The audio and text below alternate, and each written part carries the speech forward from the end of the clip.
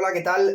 Avui em toca a mi fer una recomanació literària, així m'ho demana Ruth, d'algun llibre de la xarxa de biblioteques municipals que m'hagi agradat últimament.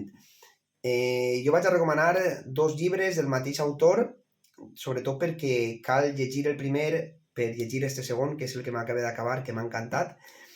L'autor és Juanma, és un escriptor de Granada, escriptor, il·lustrador, un contador d'històries que pertany un poc a la cultura més underground, i el primer llibre se titula Al final siempre ganan los monstruos i el segon se titula Punky, que és este que tinc així.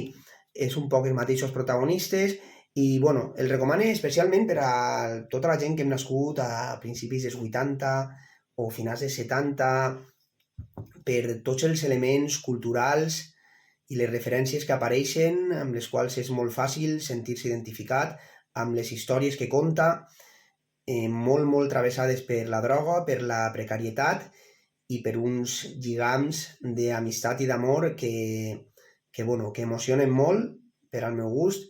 És una escriptura molt hàbil, molt fresca, que entrecreua personatges, narracions i a mi m'ha fascinat, m'ha divertit moltíssim i m'ha emocionat al final, així que vos el recomano.